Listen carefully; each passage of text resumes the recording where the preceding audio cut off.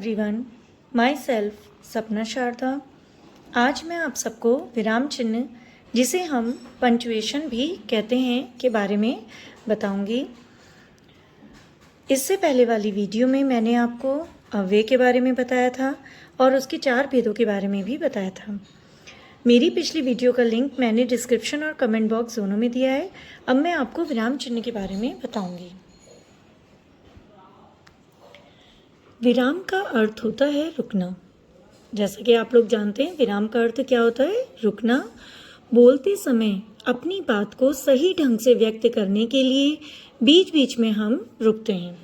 जब कोई भी बात हम कहते हैं तो उसको अच्छे ढंग से व्यक्त करने के लिए, जिससे सामने वाला व्यक्ति हमारी बात को समझ सके, तो हम क्या करते हैं? बीच बीच में हम रुकते हैं। यह रुकावट कभी बहुत कम होती है, कभी बहुत अधिक होती है, मतलब कुछ अधिक हो जाती है या फिर कुछ कम होती है। प्रश्न पूछने, विस्मय व्यक्त करने आदि स्थितियों में हमारे बोलने का तरीका अलग अलग होता है। आपने देखा होगा, जब हम किसी से क्वेश्चन करते हैं तो हमारे बोलने का तरीका अलग होता है, और जब हम विस्मय व्यक्त करते हैं, आश्चर्यचकित होते हैं, तो हमारे बोलने का तरीका अलग होता है। लिखित भाषा में इन सभी स्थितियों को व्यक्त करने के लिए कुछ चिन्ह बनाए गए हैं। और लिखित भाषा में क्या किया गया है? इनके लिए कुछ चिन्ह बनाए गए हैं, कुछ संकेत बनाए गए हैं। इन्हीं को हम विराम चिन्ह कहते हैं। इनको हम क्या कहते हैं? विराम चिन्ह कहते हैं। तो ओवरऑल विराम का अर्थ होता है रुकना, ये सब जानते हैं। तो जब कभी भी हम कोई बात अपनी कहते हैं तो कई बार क्या होता है कि हम बीच बीच में रुकते हैं। कभी थोड़ा कम रुकते हैं, कभी थोड़ा ज़्यादा रुकते हैं। तो और हमारे बोलने का तरीका हर तरह की बात पर निर्भर करता है कि वो बात कैसी है। किसी से हम प्रश्न पूछ रहे हैं तो हम उस समय अलग तरीके से बोलेंगे, और जब हम आश्चर्यचकित होते हैं तो अलग तरीके से, है ना। जैसे सीता बाजार जा रही है या नहीं जा रही है हमें नहीं पता, लेकिन अगर हम सीता से पूछेंगे तो हम उससे इसी तरह पूछेंगे, सीता क्या तुम बाजार जा रही हो? तो ये अलग है। तो अलग अलग ढंग से जब हम बोलते हैं, हमारे लिखने में जो इन स्थितियों को व्यक्त करने के लिए कुछ चिन्ह बनाए गए हैं, जिनको हम क्या कहते हैं? विराम चिन्ह कहते हैं। तो अब एक्चुअल में विराम चिन्ह की क्या डेफिनेशन है? पंक्चुएशन हम किसे कहते हैं? इंग्लिश में हम इसे पंक्चुएशन कहते हैं, तो विराम चिन्ह को पंक्चुएशन कहा जाता है। अब इसकी क्या डेफिनेशन है वो भी हम ध्यान देंगे। बोलते समय वाणी में आने वाले ठहराव, बोलते समय जब हमारी वाणी है उसमें आने वाले ठहराव तथा प्रश्न, विस्मय आदि को व्यक्त करने के लिए लिखित भाषा में बनाए गए चिन्हों को विराम चिन्ह कहते हैं। बोलते समय वाणी में जो ठहराव आते हैं, प्रश्न और विस्मय आदि को जब हम व्यक्त करने के लिए जो चिन्ह का प्रयोग करते हैं, उन्हें हम विराम चिन्ह कहते हैं।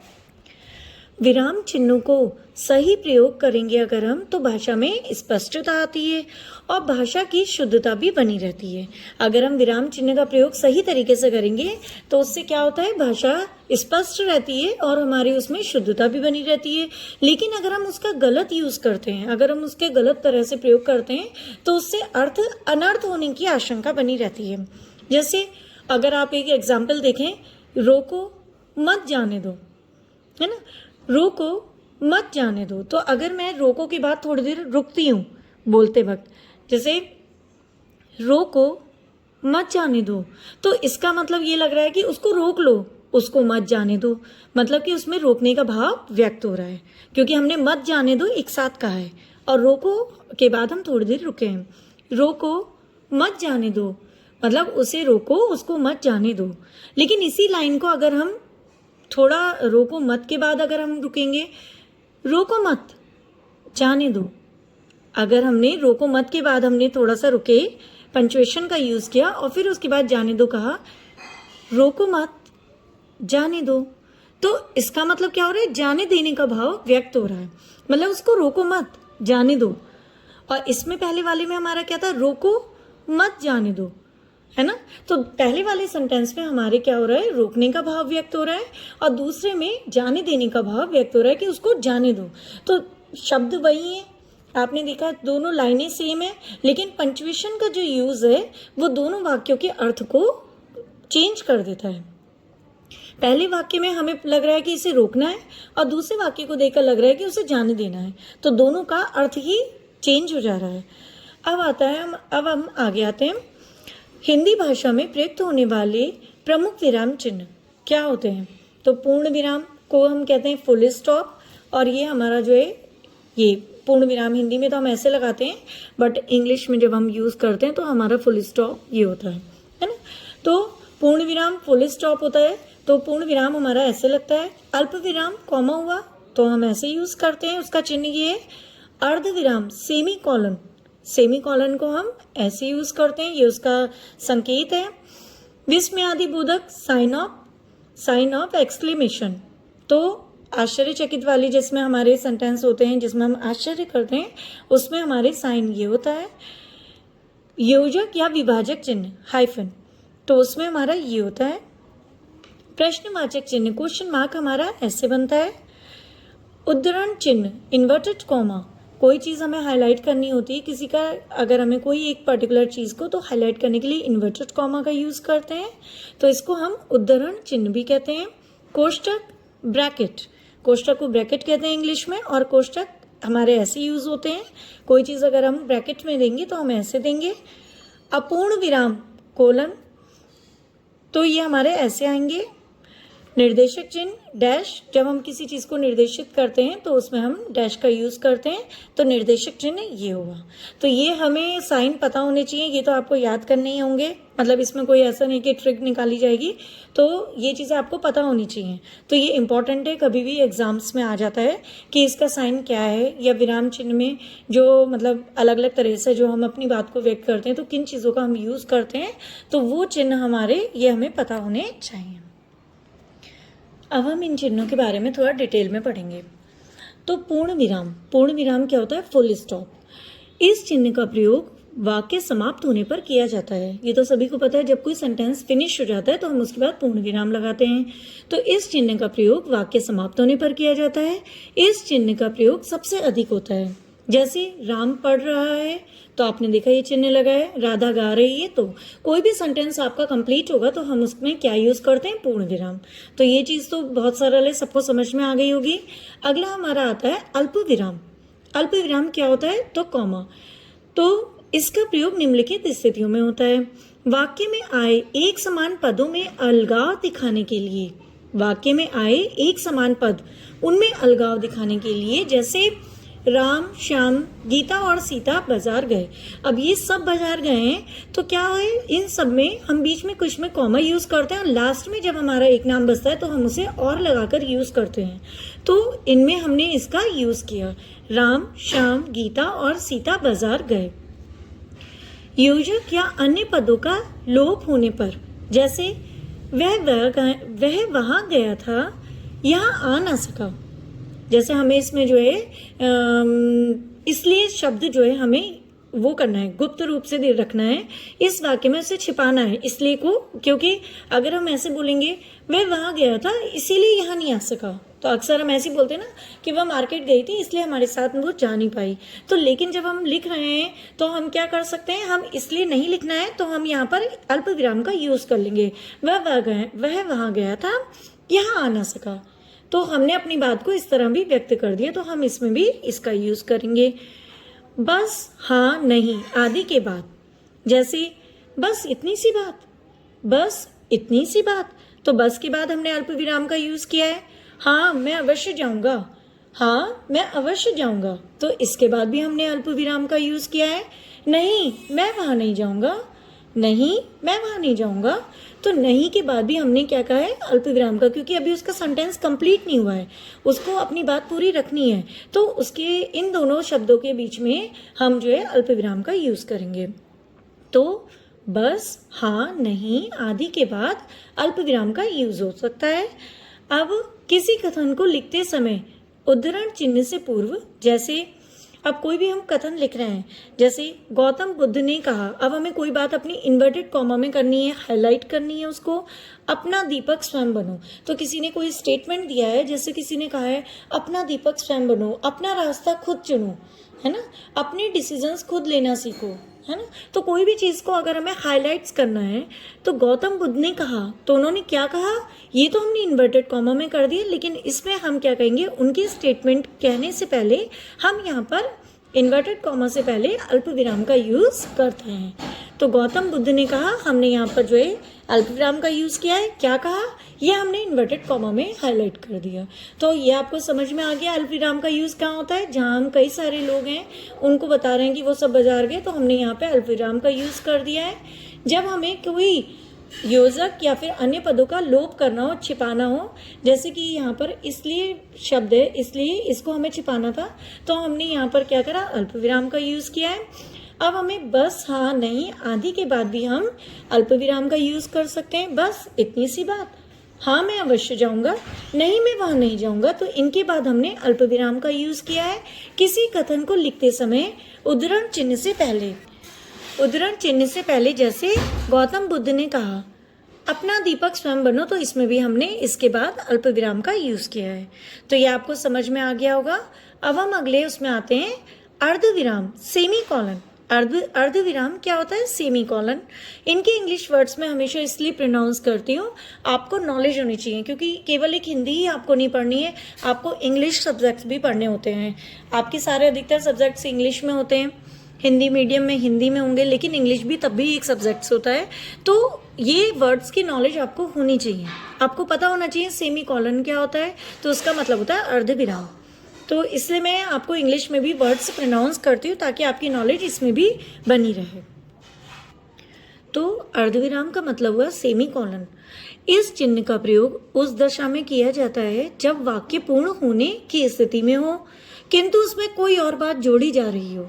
वाक्य पूर्ण होने की स्थिति में तो है, लेकिन उसमें कोई और बात भी जोड़ के बताई जा रही है, जिसके कारण वाक्य पूरा ना हुआ हो। बोलते समय इस दिशा में पूर्ण विराम से कुछ कम रुका जाता है, मतलब इसमें पूर्ण विराम से कुछ कम रुका जाता है। जैसे मोहन विद्यालय से आया, उसने नाश्ता किया, कपड़े बदले और खेलने चला गया, तब हमने लास्ट में पूर्ण विराम लगाया। लेकिन ये कई सेंटेंसों को हमने एक में जोड़ा है। अब ये हमारी बात पूरी भी है, देखा जाए तो अगर हम अलग से सिर्फ इतना कहें मोहन विद्यालय से आ गया है, तो ये पूरा है, तो इसमें है के बाद जो है हमारा पूर्ण विराम लग सकता था, लेकिन हमें और भी उसके बारे में बताना था। तो मोहन विद्यालय से आया, उसने नाश्ता किया, कपड़े बदले और खेलने चला गया। अब हमारा कंप्लीट हो गया, क्योंकि हमने मोहन के बारे में पूरा बता दिया है, तो लास्ट में हमें पूर्ण विराम लगाया। लेकिन इस बीच जहाँ पे हमने उसकी थोड़ी थोड़ी डिटेल्स दी हैं, वहाँ पे हमने किसका प्रयोग किया है, अर्ध विराम का प्रयोग किया है। तो यहाँ पे हमारे सेमी कॉलन का यूज होता है। दूसरा हमारा एग्जाम्पल है, वह रोता रहा, उसे दया नहीं आई। मतलब कोई व्यक्ति रो रहा है और सामने वाले को उस पर दया नहीं आई, वह रोता रहा, उसे दया नहीं आई। तो ये जो है सेंटेंस कंप्लीट नहीं हुआ है और उसका और बताना है, तो इसलिए उन्होंने उसके बाद और लिखा है, फिर पूर्ण विराम आया है। तो यहाँ पर हमने सेमी कॉलन का यूज किया है।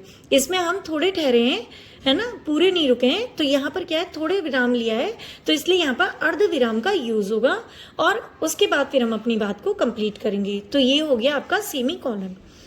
अब अगला आता है विस्मयादि बोधक चिन्ह। विस्मयादि बोधक चिन्ह क्या हुआ, साइन ऑफ एक्सक्लेमेशन। आश्चर्य, घृणा, हर्ष, विस्मय आदि भावों को प्रकट करने के लिए, आश्चर्य, घृणा, हर्ष, विस्मय। आश्चर्य होना, किसी चीज को देख के आश्चर्यचकित होना, एकदम से, घृणा करना, हेट करना, हर्ष बहुत खुश होना, विस्मय सरप्राइज होना एकदम से, है ना, कि क्या हो, एकदम से चौंक जाना। आदि भावों को प्रकट करने के लिए विस्मयवाचक शब्दों के बाद इस चिन्ह का प्रयोग किया जाता है। जैसे अरे तुम आ गए, अरे तुम आ गए, तो एकदम से हम चौंक गए, सरप्राइज हो गए, क्योंकि हमें उम्मीद नहीं थी। तो अरे के बाद हमने विस्मयादि बोधक चिन्ह का यूज किया है। बहुत दर्द हो रहा है, बहुत दर्द हो रहा है, तो हमें दर्द हो रहा है, तो हमें हमारे प्रकट हो रहा है कि हमें वाकई बहुत पेन हो रहा है, तो इसलिए इसके बाद हमने विस्मयादि बोधक का चिन्ह का यूज किया है। शाबाश, इसी तरह प्रथम स्थान प्राप्त करते रहो, शाबाश, इसी तरह प्रथम स्थान प्राप्त करते रहो। तो इसमें हम उसे अप्रिशिएट कर रहे हैं और हम उसको शाबाशी दे रहे हैं, तो इसके बाद भी हमारा विस्मयादि बोधक चिन्ह का यूज हो सकता है। संबोधन करने के लिए भी इस चिन्ह का प्रयोग किया जाता है। अगर हम किसी को संबोधित कर रहे हैं, किसी को इंडिकेट करके कोई बात कह रहे हैं, तो उसके लिए भी हम जो है इसका यूज कर सकते हैं। जैसे सुरेश तुम अभी तक नहीं गए, सुरेश तुम अभी तक नहीं गए, मतलब हमने सुरेश को फोकस किया है, संबोधित किया है कि तुम अभी तक नहीं गए, तो इस पे भी हम विस्मयादि बोधक चिन्ह का यूज कर सकते हैं। अब हम इसके बाद आते हैं योजक चिन्ह पे। योजक चिन्ह क्या होते हैं? हाइफन। इस चिन्ह का प्रयोग दो शब्दों को जोड़ने के लिए किया जाता है। इस चिन्ह का प्रयोग दो शब्दों को जोड़ने के लिए किया जाता है। इस चिन्ह का प्रयोग मुख्य रूप से निम्नलिखित स्थितियों में किया जाता है। अब किस चीज में किया जाता है? विलोम शब्द के बीच में, राजा रंक, अमीर गरीब, बाल वृद्ध, इनके बीच में जो विलोम शब्द होते हैं उनके बीच में भी हम जो है योजक चिन्ह हाइफन का यूज करते हैं। एक शब्द और दूसरा हमारा कब यूज हो रहा है? एक शब्द के दो बार आने पर। जैसे अगर हम कह रहे हैं धीरे धीरे, कभी कभी, अभी अभी, कोई हम सेंटेंस बनाते हैं कि हाथी धीरे धीरे चलता है, तो वो जो हमने वर्ड लिखा है धीरे धीरे, तो उसमें हम जो शब्द हमारा दोबारा कंटिन्यू हो रहा है उनके बीच में भी हम इसका यूज करते हैं। तो इनका कहाँ कहाँ यूज हुआ? विलोम शब्दों के बीच में हमने इनका यूज किया है, और दूसरा एक शब्द के दो बार आने पर हम इनका यूज करते हैं। तो ऐसी जगहों पे हाइफन का यूज होता है जिन्हें हम योजक चिन्ह भी कहते हैं। इसके बाद अब हम आते हैं प्रश्नवाचक चिन्ह। प्रश्नवाचक चिन्ह जो कि आपको पता ही होगा, क्वेश्चन मार्क, बहुत इजी है। इस चिन्ह का प्रयोग प्रश्न सूचक वाक्यों के अंत में किया जाता है। जब हम किसी से कोई क्वेश्चन करते हैं तो उनके अंत में इन चिन्हों का प्रयोग किया जाता है। जैसे आपका क्या नाम है, तो हमने पीछे क्वेश्चन मार्क लगाया। ताजमहल किसने बनवाया था, तो इसमें हमने क्वेश्चन मार्क लगाया। तो आपको पता होना चाहिए क्वेश्चन मार्क कैसा होता है, कैसे उसका संकेत लिखा जाता है, और इसे हम क्या कहते हैं? इसको हम प्रश्नवाचक चिन्ह कहते हैं। उसके बाद आते हैं अब हम उद्धरण चिन्ह। उद्धरण चिन्ह मतलब इन्वर्टेड कॉमा। इन्वर्टेड कॉमा का मतलब मैंने आपको बताया था, ये दो प्रकार का होता है। इकहरा उद्धरण चिन्ह एक सिंगल में आते हैं जिसमें इन्वर्टेड कॉमा, और दोहरा उद्धरण चिन्ह जिसमें हम दो बार इन्वर्टेड कॉमा का यूज करते हैं। तो इकहरा उद्धरण चिन्ह क्या होता है? इकहरा उद्धरण चिन्ह क्या होता है? किसी व्यक्ति के नाम के साथ उपनाम लिखते समय तथा वाक्य के मध्य में किसी पुस्तक, व्यक्ति आदि का उदाहरण देते समय इस चिन्ह का प्रयोग किया जाता है। जैसे सूर्यकांत त्रिपाठी निराला, मतलब कोई व्यक्ति का अगर हमें नाम के साथ उपनाम लिखना है, किसी व्यक्ति का नाम है उसके साथ हमें उपनाम लिखना है, या फिर उसके बीच में किसी पुस्तक या व्यक्ति आदि का उदाहरण देते समय हमें उसका मतलब पुस्तक का नाम लिखना है, तो हम उसका, अब ये सूर्यकांत त्रिपाठी निराला मतलब ये जो बुक है ये जो है सूर्यकांत त्रिपाठी की है, उनके द्वारा लिखी गई है, तो उसे हम क्या करेंगे? इकहरा उद्धरण चिन्ह में, ये इन्वर्टेड कॉमा इसे भी कहते हैं, लेकिन ये क्या हुआ? इकहरा है, इसमें सिंगल इन्वर्टेड कॉमा है, तो उसका यूज करते हैं। दोहरा उद्धरण चिन्ह कब होता है? किसी कथन को ज्यों का त्यों लिखते समय इस चिन्ह का प्रयोग किया जाता है। जब हम कोई भी तथ्य कथन है उसको ज्यों का त्यों लिख रहे हैं, सेम एज इट इज लिख रहे हैं, तो इस चिन्ह का प्रयोग किया जाता है। जैसे महात्मा गांधी जी ने कहा था, पाप से घृणा मत करो, पाप से घृणा करो, पापी से नहीं। मिस्टेक हो गई मुझसे, सॉरी। पाप से घृणा करो, किसी भी इंसान के पाप से घृणा करो, पापी से नहीं, क्योंकि जो इंसान कर्म कर रहा है वो उसकी सोच उससे करवा रही है ना। तो वो कह रहे हैं कि पाप से घृणा करो, पापी से नहीं। तो किसी भी कथन को जब हम ज्यों का त्यों लिखते हैं तो इस चिन्ह का प्रयोग किया जाता है। जैसे महात्मा गांधी जी ने क्या कहा था, मतलब अभी महात्मा गांधी ने कहा था, महात्मा गांधी जी ने कहा था कि पाप से घृणा करो, पापी से नहीं, तो ये इनका कथन बिल्कुल एज इट इज लिखा जाएगा, तो इसमें हम क्या करेंगे? दोहरा उद्धरण चिन्ह इन्वर्टेड कॉमा का यूज करेंगे। लेकिन जब किसी व्यक्ति की, जैसे कि उसकी कोई पुस्तक आदि का उदाहरण देते वक्त अगर हमें लिखना है या उसके नाम के साथ हमें उपनाम लिखना है, तो हम क्या करेंगे? इकहरा उद्धरण चिन्ह का यूज करेंगे। सूर्यकांत त्रिपाठी निराला। इसके बाद अब हम आते हैं कोष्टक में। कोष्टक क्या होता है? ब्रैकेट। कोष्टक को क्या कहते हैं इंग्लिश में? ब्रैकेट, और उसका मार्क होता है ये। किसी शब्द के अर्थ को स्पष्ट करने के लिए इस चिन्ह का प्रयोग किया जाता है। कोई भी शब्द है उसका अर्थ स्पष्ट करने के लिए हम इस चिन्ह का प्रयोग करते हैं। जैसे सुरसरी ब्रैकेट में गंगा अत्यंत पवित्र नदी है। अब जैसे उसका जो है अर्थ मतलब सुरसरी कोई सोचे कि ये है क्या, किसका नाम है ना, तो सुरसरी ये गंगा का नाम है, गंगा है, वो बहुत पवित्र नदी है। तो ये जो है किसी शब्द के अर्थ को स्पष्ट करने के लिए इस चिन्ह का प्रयोग किया जाता है। तो इसमें उन्होंने क्या करा, इसके अर्थ को स्पष्ट किया है ब्रैकेट लगाकर। तो सुरसरी ब्रैकेट में लिख दिया है गंगा, तो इसको हम कहते हैं कोष्टक। ये अत्यंत पवित्र नदी है। बात पूरी कही गई है, लेकिन उन्होंने क्या करा है, जब कोष्टक लगाया तो उसमें उन्होंने उस शब्द के अर्थ को स्पष्ट कर दिया है। अपूर्ण विराम क्या होता है, कोलन। अपूर्ण विराम को कहते हैं कोलन। इस चिन्ह का प्रयोग उदाहरण या अग्रलिखित का संकेत करने के लिए किया जाता है। इस चिन्ह का प्रयोग कब किया जाता है, उदाहरण या आगे लिखे हुए का संकेत करने के लिए, कि हम आगे हम इंडिकेट कर रहे हैं कि कुछ लिखने वाले हैं, तो इसका प्रयोग किया जाता है।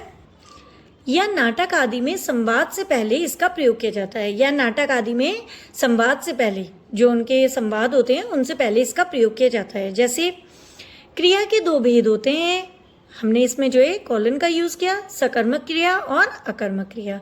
तो हम जो है आगे लिखने हैं, मतलब ये हमने जो कॉलन का यूज़ किया है वो इसलिए किया है अपूर्ण विराम का, कि मतलब ये बताने के लिए कि इसके आगे अब हमारी, मतलब हमने संकेत किया है कि आगे भी हम लिख रहे हैं। क्रिया के दो भेद होते हैं, सकर्मक क्रिया, अकर्मक क्रिया। तो हम यहाँ पर ये संकेत देंगे अपूर्ण विराम का। अब आता है तरुण, मैं कल पिक्चर देखने जाऊँगा। तो इन्होंने क्या करा है, तरुण है ना। तो ये नाटक में जब हम संवाद करते हैं, जैसे किसी का बताना है, इंडिकेट करना है कि ये तरुण की लाइन है, तरुण बोलेगा, तो तरुण बोलेगा मैं कल पिक्चर देखने जाऊंगा। तो संवाद करने से पहले, मतलब जो नाटक आदि में संवाद से पहले इसका प्रयोग किया जाता है, तो ये इंडिकेट किया जाता है। अब आता है निर्देशक चिन्ह। निर्देशक चिन्ह को हम इंग्लिश में कहते हैं डैश, हिंदी में हम क्या कहते हैं, निर्देशक चिन्ह।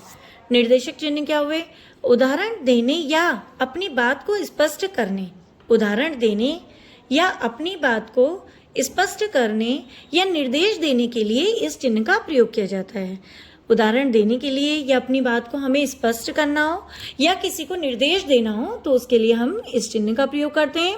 जैसे निम्नलिखित प्रश्नों के उत्तर दीजिए। तो देखिए हमने ये निर्देश कर रहे हैं कि इनके प्रश्नों के उत्तर दीजिए, है ना। उदाहरण देंगे तब भी हम ऐसे ही लगाएंगे, चिन्ह डैश लगाएंगे, या अपनी बात को हम स्पष्ट करेंगे तब भी हम डैश लगाएंगे। विपरीत अर्थ देने वाले शब्दों को विलोम कहते हैं। जैसे देखिए, जैसे के बाद हमने अपना जब उदाहरण दिया तब भी हमने जो है इनमें डैश का यूज़ किया है, दिन और रात। तो इसमें जब हमने कोई बात स्पष्ट करी है, जैसे लगाया है, उसके बाद हमने डैश का यूज़ किया है। जब कोई चीज़ हम निर्देश दे रहे हैं तो उसमें भी हम डैश का यूज़ कर रहे हैं। इसको हम निर्देशक चिन्ह कहते हैं। इतने आपको क्लियर हो गए होंगे जो मैंने आपको सारे चिन्हों के बारे में बताया है। अब इसमें कोई प्रॉब्लम नहीं आनी चाहिए आई थिंक। अभी हमारा चैप्टर पूरा कंप्लीट हो गया है, लेकिन अब हमें ये देखना है आपने क्या सीखा। अभी जो मैंने पूरा चैप्टर कराया है उसमें आपने क्या सीखा ये आपको पता होना चाहिए, है ना। तो इसमें हम आगे क्या क्वेश्चन है, निम्नलिखित प्रश्नों के उत्तर दो। तो पहला क्वेश्चन हमारा क्या है, विराम चिन्ह किसे कहते हैं। तो जैसा कि मैंने आपको बता ही दिया है, विराम चिन्ह किसे कहते हैं। विराम का अर्थ क्या होता है, रुकना, या फिर बोलते समय अपनी बात को सही ढंग से व्यक्त करने के लिए जब हम बीच बीच में रुकते हैं, किसी को अपनी बात समझाने के लिए सही तरीके से जब हम बीच बीच में रुकते हैं, तो ये रुकावट बहुत कम होती है, कभी कुछ अधिक होती है। तो उस समय क्या होता है, जब हम कोई प्रश्न पूछते हैं या विस्मय व्यक्त करते हैं, आदि स्थितियों में हमारे बोलने का तरीका क्या होता है, अलग अलग होता है। तो इसको हम जो चिन्हों का प्रयोग करते हैं लिखने के लिए, जब हम अपनी बात को व्यक्त करने के लिए लिखते वक्त जिन चिन्हों का प्रयोग करते हैं उसको हम क्या कहते हैं, विराम चिन्ह कहते हैं। इसको हम सरल शब्दों में ये भी कह सकते हैं कि बोलते समय वाणी में आने वाले ठहराव तथा प्रश्न, विस्मय आदि को व्यक्त करने के लिए लिखित भाषा में जो चिन्ह बनाए गए हैं, जिन चिन्हों का हम यूज़ करते हैं उनको हम क्या कहते हैं, विराम चिन्ह कहते हैं। अब अगला क्या है, अगला है पूर्ण विराम का प्रयोग कब होता है। तो ये तो आप समझ गए ना कि विराम चिन्ह किसे कहते हैं। अगर आपका मन होगा तो आप उसमें आप उदाहरण भी लिख सकते हैं कि इसका जो है उदाहरण है, जैसे भी बहुत सरल था, रोको, फिर आपका जो है उसमें उन्होंने लगाया था कॉमा लगा के, मत जाने दो। तो और दूसरे में था रोको मत जाने दो। तो पहले वाले में रोकने का भाव व्यक्त हो रहा था और दूसरे वाले में हमारा जाने देने का भाव व्यक्त हो रहा था। तो ये विराम चिन्ह लगने से वाक्यों का जो स्वरूप है वो भी और उनका अर्थ भी बदल जाता है। तो हमें सोच समझ के उसका यूज करना चाहिए। अब अगला हमारा क्वेश्चन आता है, पूर्ण विराम का प्रयोग कब होता है। तो ये बहुत ही इजी क्वेश्चन है। पूर्ण विराम का प्रयोग कब होता है? जब हमारा वाक्य समाप्त होने पर आ जाता है। जब हम कोई बात कह रहे हैं किसी से और वो हमारी कंप्लीट हो गई है तो हम पूर्ण विराम का यूज करते हैं। जैसे सीमा गा रही है तो हमारी बात कंप्लीट हो गई है तो हमने उसके बाद पूर्ण विराम का यूज करा है। तो इस चिन्ह का प्रयोग वाक्य समाप्त होने पर किया जाता है और इसका प्रयोग सबसे अधिक होता है। अगला क्वेश्चन हमारा क्या है? प्रश्नवाचक चिन्ह का प्रयोग कब करते हैं? उदाहरण सहित लिखो। प्रश्नवाचक चिन्ह का प्रयोग हम कब करते हैं? इसके बारे में भी आपको पता है। प्रश्नवाचक चिन्ह मतलब क्वेश्चन मार्क। तो इस चिन्ह का प्रयोग जब हम कोई भी वाक्य जिसमें प्रश्न पूछा जाए, है ना, जो कोई बात जिसमें प्रश्न सूचक वाक्य होते हैं, जो जिसमें प्रश्न पूछा जाता है तो उनके अंत में किया जाता है। तो उनको उसमें हम क्या करते हैं? क्वेश्चन मार्क का यूज करते हैं, प्रश्नवाचक का चिन्ह का यूज करते हैं। तो इनका प्रयोग कब किया जाता है? जब हम किसी प्रश्न को पूछते हैं, जब हम वाक्य में प्रश्न पूछते हैं या प्रश्न सूचक वाक्यों के अंत में हम प्रश्नवाचक चिन्ह का प्रयोग करते हैं। जैसे आपका क्या नाम है, आपका नाम क्या है, आपका क्या नाम है। तो इसमें हम क्या करेंगे? बाद में प्रश्नसूचक चिन्ह का यूज करेंगे। उदाहरण हमारा यही हो ही गया है। या ताजमहल किसने बनवाया था? तो भी हमने जो है प्रश्न सूचक चिन्ह लगाया था। ये देखिए, ये हमने इसमें था कि इसमें आपका क्या नाम है और ताजमहल किसने बनवाया था, तो इसमें हमने प्रश्न सूचक चिन्ह का यूज किया है। इसके बाद अब हम अगले क्वेश्चन पे आते हैं। अगला क्वेश्चन हमारा क्या था? अगला क्वेश्चन था कि निम्नलिखित दशाओं में किन विराम चिन्हों का प्रयोग किया जाता है। मतलब किन दशाओं में, कौन सी दशाएं हैं जिनमें विराम चिन्ह का यूज होता है और किन विराम चिन्ह का यूज होता है, ये हमें बताना है ना, कि इन दशाओं में जो है किन किन हम विराम चिन्ह का यूज करेंगे। तो पहला क्या है? वाक्य की समाप्ति पर। ये तो आप लोगों को पता है, जब कोई वाक्य कंप्लीट हो जाता है तो उसमें हम पूर्ण विराम का यूज करते हैं। किसी वाक्य को ज्यों का त्यों लिखने के लिए, तो आपको मैंने बताया था, जैसे कि एक महात्मा गांधी जी का आप मान लें, किसी वाक्य को ज्यों का त्यों लिखने के लिए तो हमने आपको क्या बताया था? ये देखिए यहीं पर रहेगा कि दोहरा उद्धरण चिन्ह। जब हम किसी वाक्य को ज्यों का त्यों लिखते हैं तो हम इस चिन्ह का प्रयोग करते हैं। जैसे महात्मा जी ने क्या कहा था? पाप से घृणा करो, पापी से नहीं। आप जो है पाप से घृणा करो, पापी से नहीं। तो ये महात्मा गांधी जी का स्टेटमेंट ज्यों का त्यों लिखा गया, तो उसमें हमने क्या लगाया है? दोहरा उद्धरण चिन्ह। तो किसी वाक्य को ज्यों का त्यों लिखने के लिए हम क्या यूज करते हैं? दोहरा उद्धरण चिन्ह यूज करते हैं। प्रश्न पूछने के लिए प्रश्नवाचक चिन्ह का यूज किया जाता है, ये तो सबको पता है। विस्मयवाचक शब्दों के बाद क्या होता है? अब इसी के क्वेश्चंस, ये जो है इसी में ही हम इनके आंसर देख रहे हैं। विस्मयवाचक शब्दों के बाद विस्मय आदि बोधक चिन्ह। ये देखिए, ये भी विस्मय आदि बोधक है और ये भी विस्मय। प्रश्न पूछा गया तो प्रश्नवाचक हो गया, है ना। वाक्य पूर्ण हो गया या वाक्य समाप्त हो गया, पूर्ण हो गया तो पूर्ण विराम हो गया। ऐसे एक समान पदों में अलगाव लाने के लिए, जब हमारे एक समान पद होते हैं और उनमें अलगाव लाना होता है तो उसमें क्या करते हैं? हम अल्प विराम का यूज करते हैं। मतलब उसमें जैसे कई सारी चीजें हैं, कई सारे बच्चों को हम इंडिकेट करके राम, कृष्णा, सूरज और राधा, ये सब और सीता बाजार गई, तो इतने सारे जब हमने बच्चों की डिटेल दी तो उसमें हमने बीच बीच में क्या करा? अल्प विराम का यूज करा। आशा करती हूँ आपको ये सब चीज़ें समझ में आ रही हैं और ये जो मैं बता रही हूँ अच्छे से समझ में आ गया होगा, क्योंकि एक समान पदों में अलगाव लाने के लिए तो हमने उसमें क्या किया था कि जैसे कि राम, श्याम, गीता और सीता बाजार गए, तो इसमें जो है हमने क्या करा था कि जब वाक्य में एक समान पद में अलगाव दिखाना होता है तो हम इसका यूज करते हैं। तो किसका यूज करते हैं? कॉमा, जिसे हम कहते हैं अल्प विराम भी कहते हैं। इंग्लिश में हम कॉमा कहते हैं और वैसे अल्प विराम है। अब हम अगले क्वेश्चन पे आ जाते हैं। अगला क्वेश्चन है हमारा, निम्नलिखित प्रश्नों के सही विकल्प पर सही का चिन्ह लगाओ। कि जो भी प्रश्न में जो हमारा आंसर सही होगा उसमें हमें टिक लगाना है सही का। पहला क्या है? कौन सा वाक्य सही लिखा है? बारिश होगी तो हम नहीं जाएंगे। वाह, कितना सुंदर वाह लगाया, तो यहाँ पर इनको जो है लगाना चाहिए था विस्मय बोधक चिन्ह, इन्होंने नहीं लगाया, ये गलत है। क्या तुम्हें हिंदी आती है? क्या तुम्हें हिंदी आती है, तो ये क्वेश्चन पूछा गया है तो इसमें क्वेश्चन मार्क है, तो ये अपने आप में सही है सेंटेंस। रमेश, सुरेश और राम खेल रहे हैं। अभी मैंने आपको अल्प विराम बारह बताया था, जब हम इतने सारे मतलब एक समान पद होते हैं कि सभी खेल रहे हैं, सबके नाम हमने बोले हैं, तो यहाँ कॉमा का यूज होना चाहिए, है ना। तो इसमें ओवरऑल अब जैसे ही बारिश होगी तो हम नहीं जाएंगे, तो इसमें भी जो है सेमी कॉलन का यूज़ होगा, क्योंकि इसमें बताया था मैंने आपको कि जब वाक्य पूर्ण होने की स्थिति में हो लेकिन उसमें कोई और बात जोड़ी गई जा रही हो तो उसमें जो है हम किसका यूज़ करते हैं, अर्धविराम का यूज़ करते हैं। तो इसमें भी जो है ये गलत यूज़ हुआ है, तो हमारा क्या सही है? क्या तुम्हें हिंदी आती है? प्रश्नवाचक हमारा जो चिन्ह इसमें सही लगा हुआ है, इसलिए हमारा सेंटेंस ये वाला सही है आंसर। अब एक कौन सा गलत है, अब हमें इसमें ये बताना है कौन सा गलत है।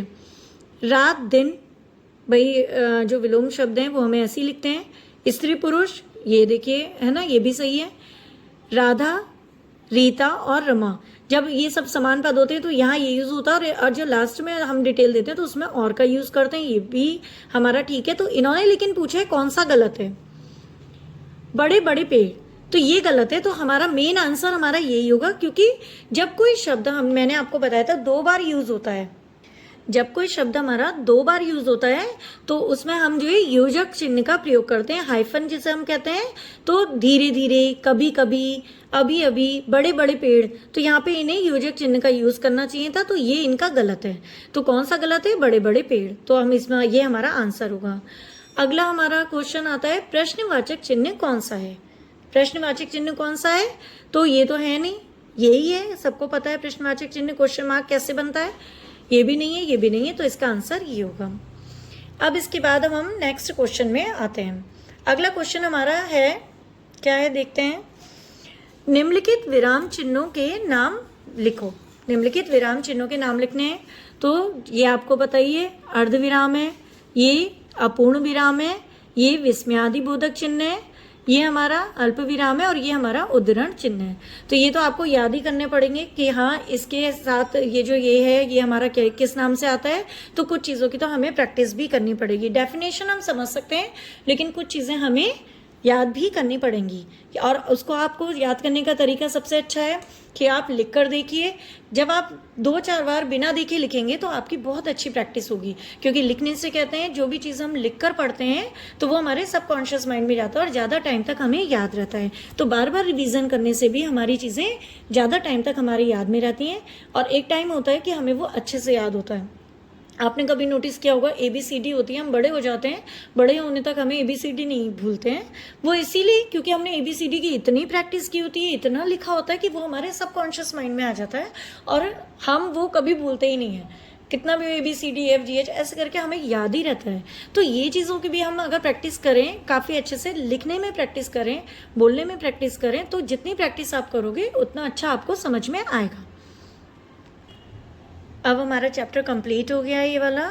तो जो ये चैप्टर मैं आपको पढ़ा रही थी विराम चिन्ह, ये उम्मीद करती हूँ अच्छे से आप सबको समझ में आ गया होगा। और प्लीज़ अगर मेरा समझाने का तरीका आप लोगों को पसंद आ रहा है तो प्लीज़ वीडियो को लाइक करिए, चैनल को सब्सक्राइब करिए और बेल नोटिफिकेशन को ऑल पर सेट कर दीजिए, जिससे मेरी सारी वीडियोस आप तक पहुँच सकें। उसके बाद अब मैं नेक्स्ट चैप्टर जो आपको नेक्स्ट वीडियो बनाऊँगी वो मैं इसकी बनाऊँगी। ये हमारा नेक्स्ट चैप्टर आता है मुहावरे, तो इसके बारे में मैं थोड़ा समझाऊंगी और ये आपको जो है मुहावरे के बारे में बताऊंगी कि ये होता क्या है। इसको समझना आसान होगा क्योंकि हर चीज़ रट के नहीं की जा सकती, कुछ हमें समझना भी पड़ता है। समझी हुई चीज़ें हमारी ज़्यादा टाइम तक रहती हैं, तो मैं कोशिश करूंगी इसे भी अच्छे ढंग से समझाने की, जिससे कि आपकी इसमें जो प्रॉब्लम्स होती है मुहावरों में वो चीज़ क्लियर हो जाए। मिलते हैं हम नेक्स्ट वीडियो में। Thank you, bye.